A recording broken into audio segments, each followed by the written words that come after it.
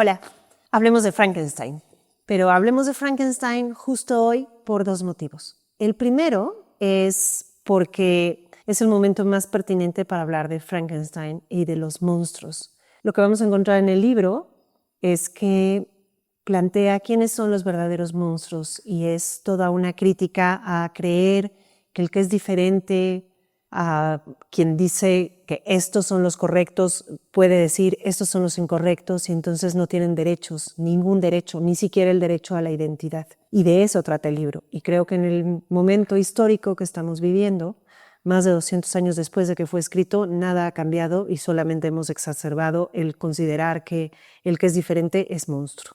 Y el otro motivo que me emociona todavía más es que estamos a muy pocas semanas del estreno de la película Frankenstein de Guillermo del Toro. Y yo estoy segura, convencida, de que si Mary Shelley llegara hoy y pudiera escoger a un director para que llevara su libro al cine, escogería a Guillermo del Toro. Creo que nació para hacer esta película y tengo todas mis esperanzas puestas en él. Hasta hoy se han presentado 76 versiones diferentes de Frankenstein. De esas 76, 75 no tienen nada que ver con el libro, son una verdadera tragedia. Solo hay una de 1994, de Kenneth Branagh, que él protagoniza y dirige, que se acerca al libro, sin que sea perfecta, pero sí se acerca. La criatura es Robert De Niro. De las otras 75, la más famosa es la de 1931, de James Whale, en la que él invitó a Bela Lugosi para ser el personaje de la criatura. Bela Lugosi venía de interpretar a Drácula, que había sido un éxito. Entre la Primera y la Segunda Guerra Mundial, el cine de terror, por obvias razones, está teniendo muchísimo éxito. Y entonces Bela Lugosi le dice que por supuesto que no, que había hecho una extraordinaria actuación en Drácula, porque es un extraordinario actor, y él no iba a ser un personaje tan bobo como el de buh, buh, buh. Y entonces James Whale invita a un actor británico, Boris Karloff, para hacer la criatura. Y esta construcción de este personaje de Boris Karloff es lo que hoy se ha interpretado y reinterpretado y copiado y recopiado como la idea de que esa es la criatura de Frankenstein. La película fue en blanco y negro, este es el cartel de la película y quien hizo el cartel evidentemente no leyó el libro y se le ocurrió la brillante idea de poner a la criatura verde. La criatura no es verde, es amarilla claro. ¿Verde por qué? Porque a él se le antojó. Y como en el cine, pues en blanco y negro no sabíamos que era verde, pues ahí se quedó. El libro, Frankenstein, es la primera novela de ciencia ficción y esta es una película de ciencia ficción. Ese verde de la criatura va a quedar anclado para siempre con la ciencia ficción. El color en el cine está increíblemente bien codificado y proporciona información súper valiosa. Aunque no lo sepamos, los colores nos cuentan su propia historia. Y Guillermo del Toro es un genio en el color. Entonces, toda la ciencia ficción es verde. Piensen en Gattaca, Matrix, Mimic, Alien es verde. Pero cuando el verde está ligado al rojo, entonces sabemos que es ciencia ficción más horror. Por ejemplo, La ciudad de los niños perdidos es es verde y rojo.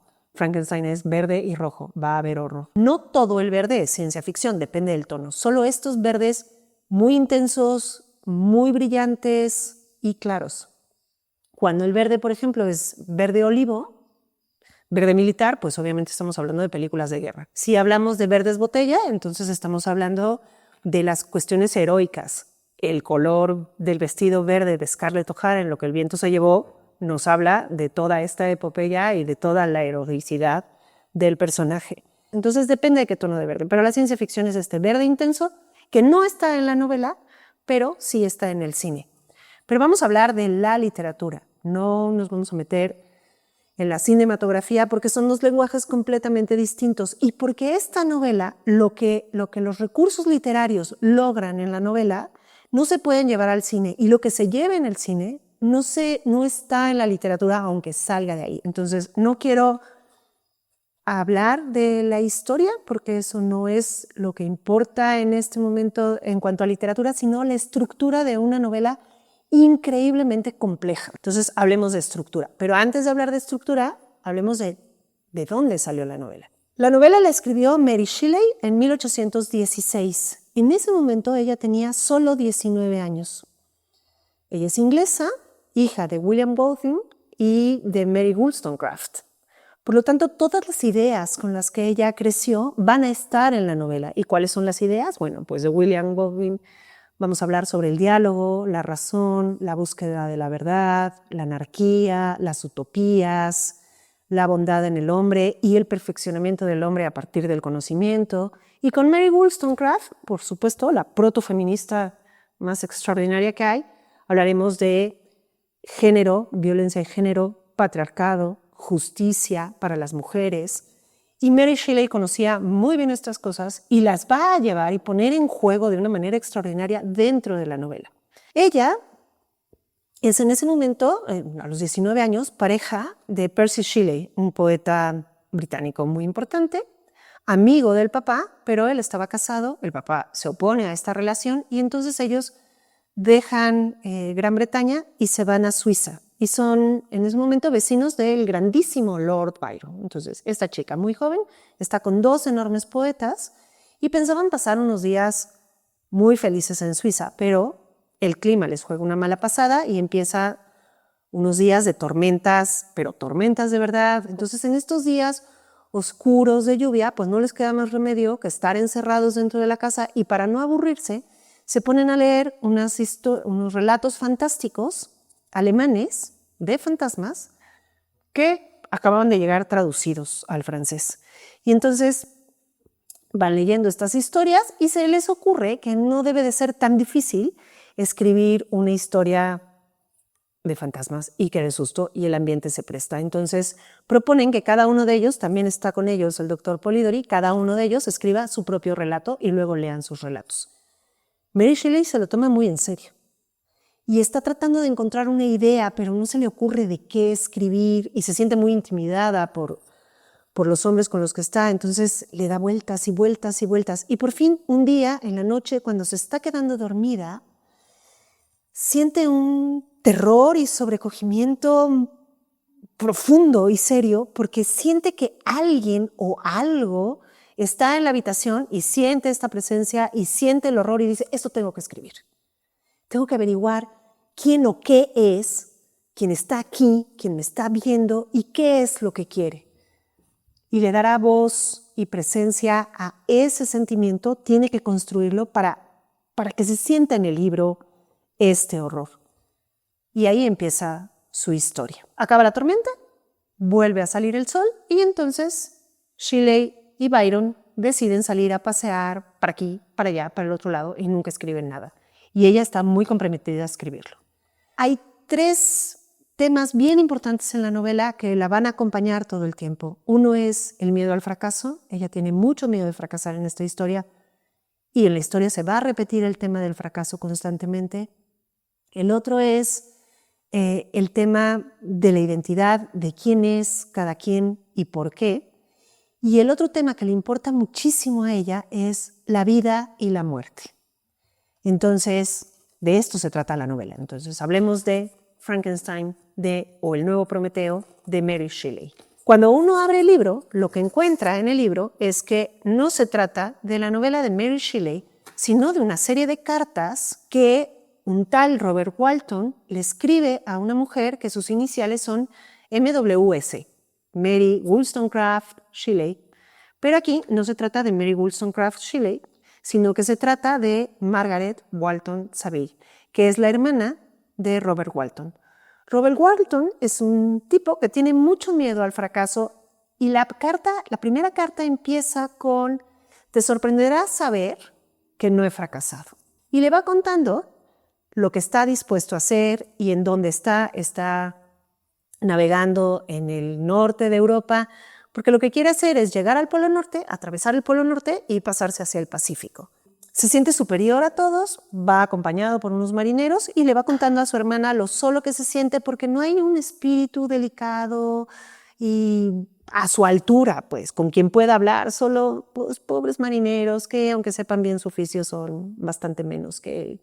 Entonces se siente triste y solo. Un día, la tripulación de Robert Walton encuentra en el mar a un hombre y le piden permiso para rescatarlo, lo rescatan, le dan auxilio, el hombre está muy débil, muy enfermo, Pero Robert Walton encuentra en él al compañero que estaba buscando y le dice a su hermana que no le puede seguir escribiendo cartas porque no sabe cómo mandárselas y entonces a partir de ese momento escribirá todo en su diario. Y entonces la novela ya no son las cartas, deja de ser las cartas y también dejará de ser la voz de Robert Walton porque lo que Robert Walton escribe en su diario es en realidad el relato del hombre al que rescató un tal Victor Frankenstein. Y Victor Frankenstein va a ser el narrador. Entonces, nosotros que somos los lectores, atrás de nosotros está Mary Shelley escuchando, pero ahora atrás de Mary Shelley está Robert Walton y ahora quien habla es Victor Frankenstein. Victor Frankenstein es un narcisista de manual, pero total y absoluto. El tipo se cree lo más glorioso del mundo, lo más grande, nadie sufre más que él, nadie, pero además él es hermoso, genial, brillante donde los haya y la vida le ha jugado una terrible mala pasada al pobrecito hombre. Y entonces le va a contar su relato.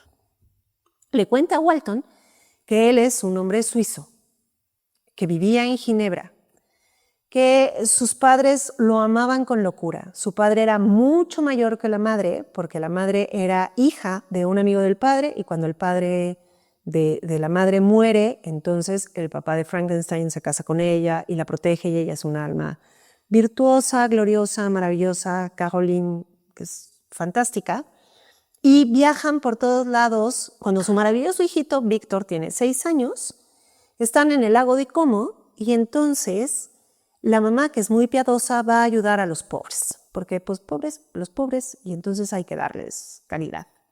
Y entonces encuentra a una familia de campesinos italianos muy, muy pobres, con unos hijitos muy feitos. Son muy feitos porque tienen el pelo muy negro, los ojos muy negros, y seguro cuando crezcan estos niñitos feitos van a ser unos gandallas. ¿Qué le hacemos? Son pobres y feos. Pero vive con ellos una niñita angelical. La niñita tiene 5 años y es hermosísima y por lo tanto es buena y es rubia, de ojos azules. Hoy seguramente una marca de jeans la podría invitar con sus buenos genes a anunciar buenos jeans. Y entonces la madre dice que es muy injusto que esta criatura angelical tenga un destino con estos pobres. Y habla con los campesinos y les dice, oigan, ¿por qué tienen una niña tan bonita y estos otros así tan... es que ella no es hija nuestra. Su madre era alemana, pero murió al nacer la chiquita, y el padre, muy rico, cayó en desgracia y nosotros la estamos cuidando. Y entonces, piadosamente, la mamá de Victor Frankenstein les ofrece cuidarla. Dénmela a mí para que tenga todo lo que ella merece. Y por supuesto los campesinos acceden y dejan que se lleve a la chiquita. La chiquita se llama Elizabeth. Y la mamá de Victor Frankenstein le dice a Victor, mira hijito, el regalo que te traigo. Toma, una niñita hermosa como tú para que sea tu compañera de juegos. Y Victor Frankenstein se toma muy en serio que le acaban de regalar a un ser humano. Para Victor Frankenstein todos le pertenecen, todo y todos son de él. Se lo dijo su mamá a los 6 años, toma, te la regalo. Y ella es una niñita encantadora y son muy felices y los juegos iban creciendo y los papás los llenan de todo lo que necesitan. En algún momento Victor Frankenstein dice que tiene otro hermano, mucho más chiquito, ni siquiera nos dice cómo se llama. Parece que a Victor Frankenstein el asunto de cómo se llaman los demás tampoco le importa.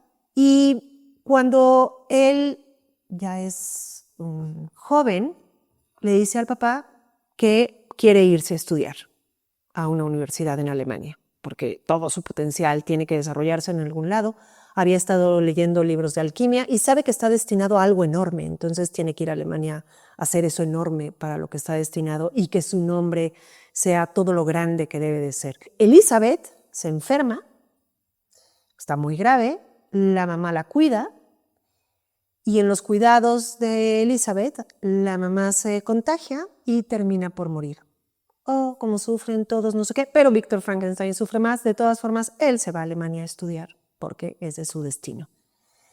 Cuando llega a Alemania, conoce a los profesores. Hay un profesor que le dice como que está leyendo cosas de alquimia, eso no tiene ningún sentido, y un profesor de química que le da cuerda y le dice, sí, está increíble, tú sigue leyendo de alquimia. Hubo un momento cuando vivían en Ginebra que cayó un rayo y el rayo destruyó un árbol, después lo fueron a ver y vio que entre las cenizas había también la presencia de la vida, que había un vínculo entre vida y muerte. Y este es un tema que le obsesiona, pero es un tema que le obsesiona también a Mary Shelley.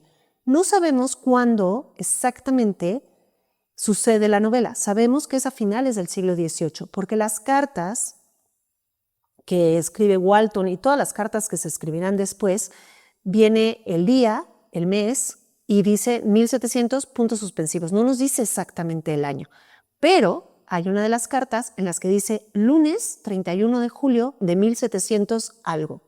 Es a finales del siglo XVIII por el tipo de transporte, por algunas cuestiones de las costumbres, pero qué año exactamente no lo sabemos. Pero si uno busca en el calendario, descubre que el último 31 de julio que cayó en lunes fue en 1797. Y ese es un año bien importante. ¡Tarán!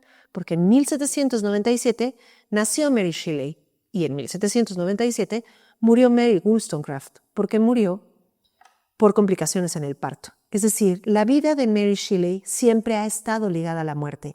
Y esta idea de vida y muerte es Frankenstein. La vida y la muerte siempre están ligadas. Por eso es tan importante el árbol, por eso es tan importante el rayo, y este es el sentido de gran parte de la novela. Víctor Frankenstein está obsesionado con la vida y la muerte, con darle vida a la muerte. Y empieza a hacer sus indagaciones, sus pruebas, va jugando con lo que va aprendiendo en química, y cree que tiene el poder de la alquimia, de devolverle la vida a un cuerpo muerto. Y para esto construye un cuerpo al que le va a dar vida, lo que conocemos como el monstruo. ¿Por qué el monstruo de Víctor Frankenstein es tan horrible? No es porque al tipo le gustara el horror, es que resulta que no tiene una sola habilidad manual. Es re mal hecho. Entonces, tratar de coser nervios, arterias, tendones en cuerpos de un tamaño más o menos promedio, pues es muy difícil. Entonces mejor va a buscar cuerpos muy grandes, lo más grandes que pueda, para que para él sea más fácil. Y va haciéndolo a partes, ¿no? Como lo que va encontrando y lo que le va sirviendo, y entonces desecha partes y no desecha partes. La verdad es que no le importa, y tampoco le importa cómo va quedando. Si las costuras están mal hechas, pues no importa, pues da igual. Lo importante es que él trascienda, logrando que este cuerpo que está creando tenga vida. Eso es lo único que importa. ¿Cómo quede? No importa. Y entonces va armando a esta criatura poco a poco, a la que por supuesto le pone pelo negro. Quédenos claro que los niñitos italianos de pelo negro iban a ser malos. Este tiene pelo negro.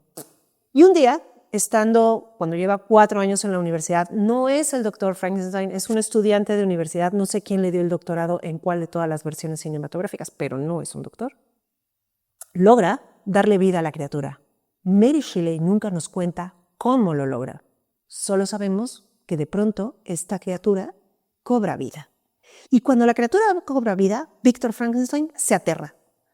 Le da muchísimo miedo lo que acaba de crear y sale corriendo del estudio y se va a la calle y olvida que tiene ahí a la criatura. Él va a esconderse y a protegerse porque ya le dio miedo. Cuando él sale corriendo, resulta que su mejor amigo, Henri Clerval, acaba de llegar a Alemania. Se tardó el pobre chico 4 años en convencer a su papá de que lo dejara ir a estudiar a la universidad. Y entonces se encuentra en este estado de alteración a su queridísimo amigo Víctor Frankenstein. Y Víctor Frankenstein cae terriblemente enfermo y entonces su amigo, en lugar de estudiar, tiene que cuidar a Víctor, y a Víctor le parece que eso está muy bien. Y Víctor tarda meses en recuperarse, un montón de meses. Eso es lo que le está contando a Walton, y de pronto le cuenta que llegaron unas cartas a su casa. Una de sus cartas la escribe Elizabeth. Esa carta que le escribe Elizabeth, su prima, es para decirle cómo está la familia, qué es lo que está pasando con ellos, que lo extrañan mucho, que están muy preocupados por él. Y todo de lo que hable Elizabeth en sus cartas está relacionado con la justicia. Elizabeth es la voz femenina dentro de la novela encargada de hablar sobre justicia.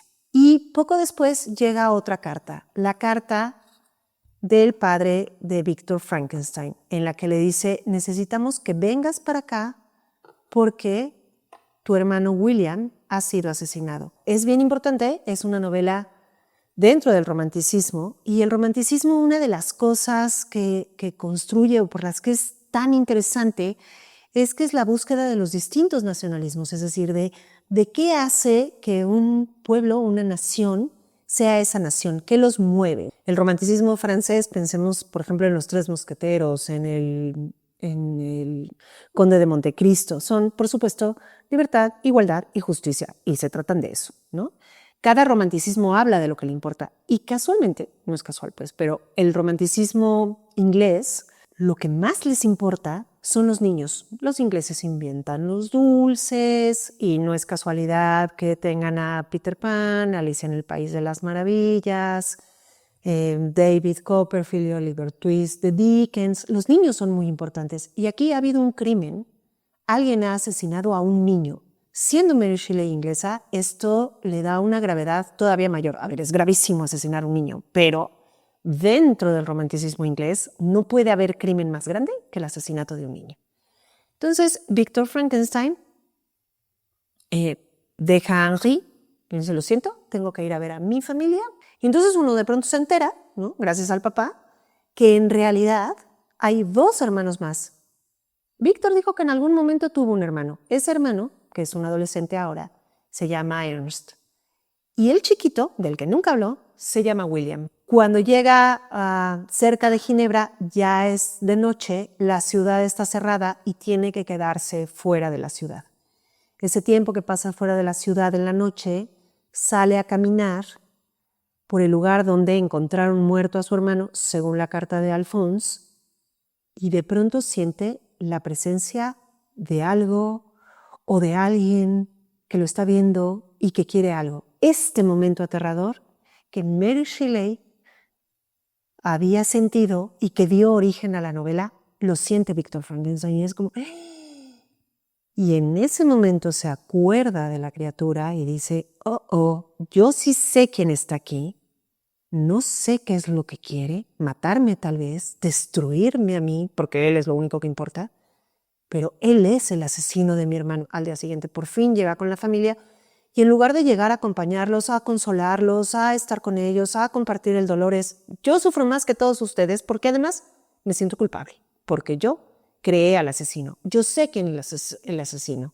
Y Elizabeth, que habla de justicia, le dice, han detenido a Justine y va a tener un juicio. Justine es una chica que a los 12 años, Caroline, la mamá de Frankenstein, le dio acogida en la casa como empleada doméstica, la cuidó y entonces Justine debería de verle todo a la familia Frankenstein y está acusada de asesinato. Pero yo creo, le dice Elizabeth, que ella es inocente. Y a través de Elizabeth conocemos la historia de Justine. Justine dice que ella es inocente, que ella jamás habría matado a William, pero cuando salieron a pasear un día en la tarde, William le pidió a Elizabeth que le prestara una miniatura que era de la mamá en donde estaba la imagen de Caroline. Es un prendedor, se lo pone, luego el chico aparece muerto, no tiene el prendedor y este prendedor aparece en la ropa de Justine. Justine no entiende qué fue lo que le pasó porque se quedó dormida fuera de la ciudad porque también la cerraron, bla, bla, bla. Y entonces, bueno, ella es pobre, ella es empleada de los Frankenstein, ella debe de ser mala y a ella la van a enjuiciar. Y Frankenstein le dice a Elizabeth, mi querida Elizabeth, yo te creo, por supuesto que te creo, no debe de haber sido Justine. Y Elizabeth piensa que su querido Frankenstein está empatizando brutalmente con ellas. Pero pues no hay empatía en él, pero tampoco se atreve a decirlo y dice, yo no puedo confesar esto, y no lo confiesa. Enjuician a Justine, no es casualidad el nombre de Justine y toda la confesión que hace Justine, que viene de justicia, pero también pensemos en la Justine del Marqués de Sade. Hay un montón de literatura que está permeando todo el tiempo en la obra de Mary Shelley. Víctor Frankenstein sufre y para irse reponiendo decide salir a pasear por los hermosos campos y montañas y el aire puro de Suiza. Y cuando está en los muy cerca del glaciar, lo encuentra la criatura y le dice, escúchame, no te quiero escuchar, monstruo terrible, no sé qué. La criatura no es Frankenstein, la criatura ni siquiera tiene nombre. Este tipo que la dejó abandonada, ni siquiera se le ocurrió ponerle nombre. Vamos, si ni siquiera nos cuenta cómo se llaman sus hermanos, menos nos va a contar cómo se llama la criatura. Nunca tuvo nombre. La criatura, como muchas personas hoy, no tiene ni siquiera derecho a la identidad. La novela es increíblemente actual. Y él es el monstruo, porque eres diferente a mí, porque yo soy tu creador, no te quiero escuchar. Y la criatura le dice, ¿me vas a escuchar o me vas a escuchar? Porque tengo todo el derecho a que tú me escuches. La criatura no es este personaje de Karloff que hace... La criatura es brillante, que vamos a descubrir cómo es que es brillante y cómo se hizo tan brillante y por qué cree que tiene derecho a exigirle a Víctor que cumpla. ¿Que cumpla con qué, además? La criatura le dice, tienes la obligación de escucharme, porque tú eres mi creador. Entonces Víctor accede, van a una cabaña y la criatura le dice, ahora te voy a contar lo que necesitas saber para que hagas lo que te voy a pedir, porque lo tienes que hacer. Y entonces le dice la criatura, un día me desperté, sentí frío, estaba completamente solo, y regresa este tema de la soledad, estaba completamente solo, me cubrí con lo que encontré y salí de ahí. Y alguien al verme gritó, me asusté, corrí, me fui al bosque y me quedé muchos días en el bosque. Iba poco a poco tomando conciencia de lo que iba escuchando. Había sonidos distintos, de pronto eran pájaros, de pronto era agua. Y aquí Mary Shelley hace todo un despliegue sobre el empirismo inglés de cómo nos hacemos del conocimiento de las cosas, pues sintiéndolas, sintiendo el frío, sintiendo el agua, sintiendo las hojas, escuchando, oliendo, viendo. Y poco a poco la inteligencia de la criatura va tomando conciencia y va haciendo que entienda qué es lo que está pasando, siente hambre y por instinto come lo que encuentra, ve a los animales. Y entonces dice, bueno, pues si los pájaros se comen las bayas, pues yo me como las bayas. Y tiene sed y ve que los animales beben, pues entonces también bebo. Y se siente cansado y ve que los animales duermen y él duerme. Y va haciendo esta conciencia constante de avance y un gran avance. En algún momento encuentra una fogata que dejaron ahí abandonada algunos hombres que habían estado en el campo, dejan un poco de comida. Él prueba la comida y se da cuenta que la comida que estaba en el fuego sabe mejor que las bayas que estaba probando y empieza a experimentar. Si pone las bayas no saben tan bien, si pone esto sí sale bien, cuida muchísimo a su fuego.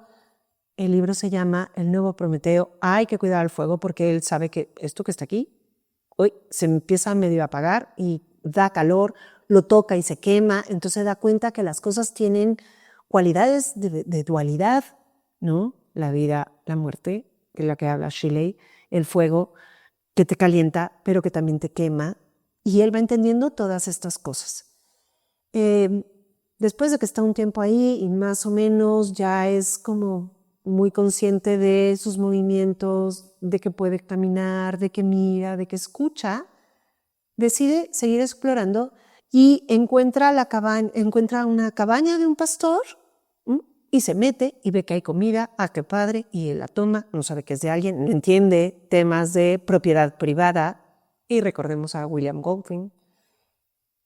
Entra ahí y de pronto entra el pastor, se aterra cuando lo ve, grita, le avienta cosas, y la criatura sale huyendo de ¿por qué no me quieren? Y luego llega a un pueblo y también la gente lo corre, lo obvian y él tiene que huir.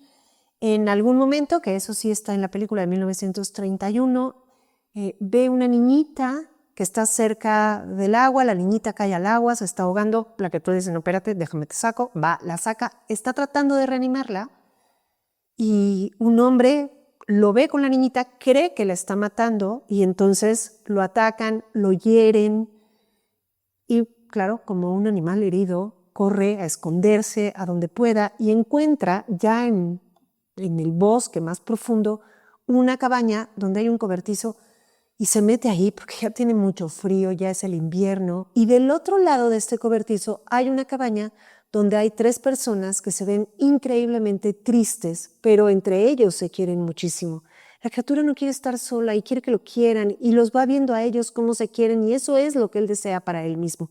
Pero ya le quedó muy claro que él es horrible porque además ya ha visto su reflejo y ya veo a las otras personas y dicen, no, pues es que sí estoy horrible y doy miedo.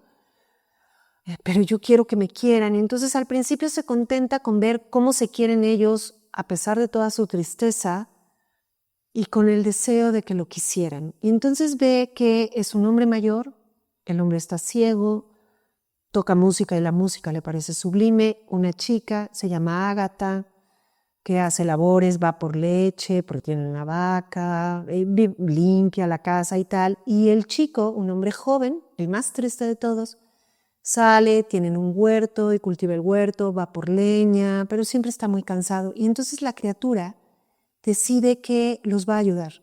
Entonces él es mucho más resistente, es muy fuerte, entonces sale en la noche, busca leña y se las pone al día siguiente en la puerta. A ellos no les sorprende porque son los buenos espíritus del bosque. Oh, qué suerte tenemos. Come alimentos de la huerta, pero entonces la familia dice, oh, tenemos menos comida y la criatura dice, ay, no, espérate, me estoy comiendo su comida, entonces voy a buscar la mía propia sin quitarles nada a ellos. Y dice, si los voy ayudando y ayudando y ayudando, tal vez un día puedan quererme porque soy bueno con ellos, porque soy bueno para ellos. Y ellos se ve que son muy buenos, me van a querer, seguro que sí. Entonces va albergando estas ideas y además, gracias a escucharlos a ellos, están en Alemania, pero ellos son franceses, va aprendiendo algunas palabras que le hacen sentido. No entiende casi nada de lo que dicen, pero resulta que, no sé, cuenco lo repiten varias veces y enseñan el cuenco y él va aprendiendo el idioma. Un día llega a esta cabaña una chica cubierta con un velo, ¿no?, que no habla francés. Esta chica resulta que es una chica árabe y es el amor de la vida del chico que se llama Félix. Y entonces Félix va a enseñarle francés a esta chica que se llama Safi. Y la criatura aprovecha para, pues yo de una vez aprendo a hablar francés. Y entonces Félix le enseña también a leer. Y le enseña a leer con un libro que se llama Las ruinas de Palmira, del conde de Beauharnais, que es un libro sobre las civilizaciones occidentales, porque la chica es una chica turca, entonces tiene que entender de qué va el occidente, sobre el gobierno, sobre el poder, y todas estas ideas otra vez. Y nos enteramos de la historia de ellos, cómo ellos fueron exiliados por ayudar al padre de Safi a escapar de la prisión, y por haberle ayudado los franceses los exilian a Alemania y luego el padre le promete la mano de Safi si lo ayuda a escapar, pero una vez que está a salvo el padre con Safi, entonces en Italia decide no cumplir su palabra y Safi tiene que escaparse. Ellos se han podido comunicar gracias a un intérprete, pero en esta fuga de Safi la intérprete se enferma, muere y por eso llega sola y no tiene quien la interprete y tiene que hablar con él como va pudiendo. Y nos enteramos de toda esta historia porque ahora quien nos las cuenta es Safi a través de las cartas que le estuvo escribiendo a Félix. Entonces aquí hay todo un subtexto.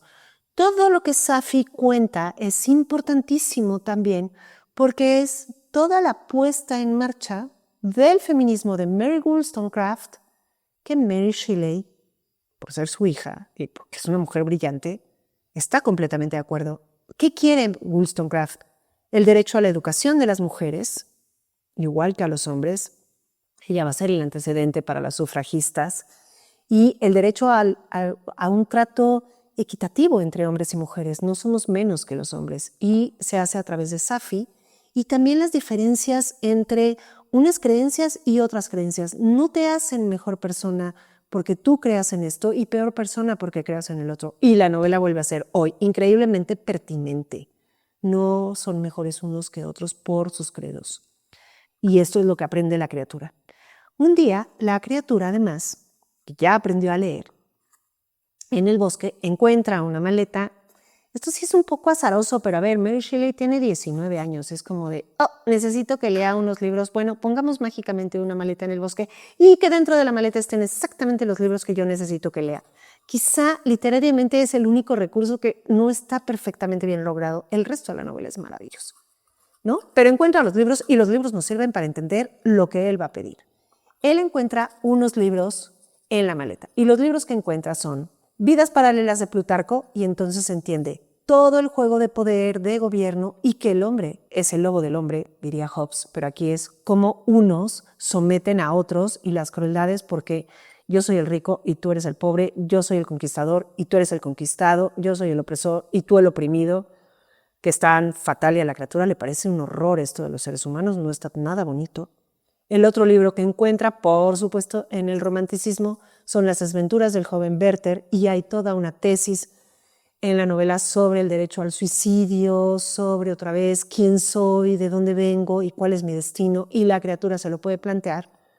Y el libro más importante quizá es El paraíso perdido de Milton. Ahí se entera que Dios creó a Adán a su imagen y semejanza, pero también Dios creó a Satanás. Al crear al hombre a imagen y semejanza de Dios, el hombre es hermoso, pero Satanás es horrible. Y el demonio del paraíso perdido de Milton va y le dice a Dios, a ver, espérate, a mí deja de acusarme de ser el malo, el egoísta, el envidioso, el violento. Tú me hiciste así, por lo tanto tú tienes una responsabilidad conmigo.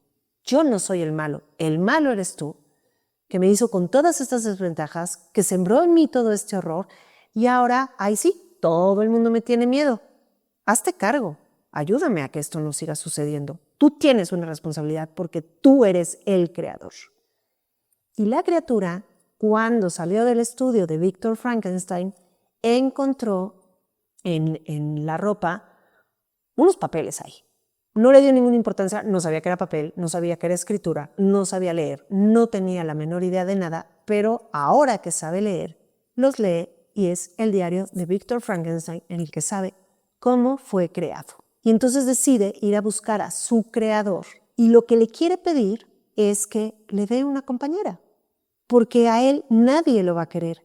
La criatura le confiesa a Víctor que sí, él asesinó a su hermano, pero le cuenta, fue un accidente, lo hice sin querer.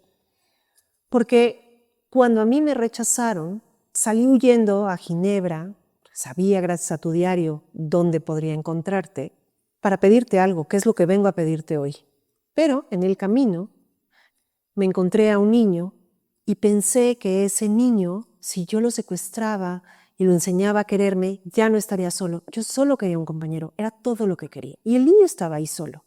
Y entonces me acerqué al niño, el niño gritó, se puso como loco, me insultó, pero yo no me iba a rendir. Y de pronto el niño me dijo, a ver, mi papá es el señor Frankenstein, Alphonse Frankenstein, y él va a hacer que tú pagues, y le empezó a amenazar y, era tu nombre, el nombre de mi creador.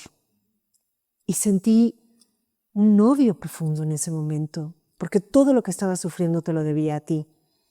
Y traté de que el niño se callara. La voz sale de la garganta y entonces le aprieta el cuello tratando de callarlo, pero con la fuerza de la criatura, y el cuello no es el lugar correcto para callar a alguien, termina por ahorcar al niño y lo asfixia y el niño muere.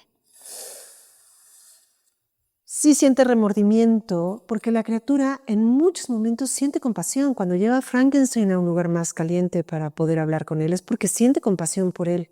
Frankenstein nunca siente compasión por nadie, no entiende qué es la empatía, la criatura sí. Pero la criatura ya tiene sed de venganza por lo mucho que está sufriendo.